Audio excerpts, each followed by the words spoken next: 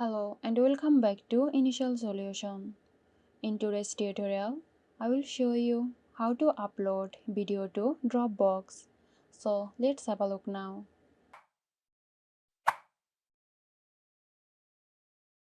Go to the Dropbox website and logging into your Dropbox account. Once logged in, navigate to the location where you want to upload the video. Click on Upload, choose Files or Folder depending on how you want to upload. A file browser window will appear.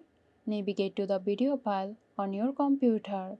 Select the video file you want to upload and click Open to start the upload process.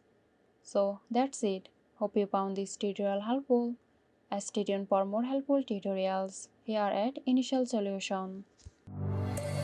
This video is sponsored by Zerosoft. Zerosoft offers graphic design, UI UX design, digital marketing and web development. Elevate your brand with Zerosoft today. For more details, check the description box.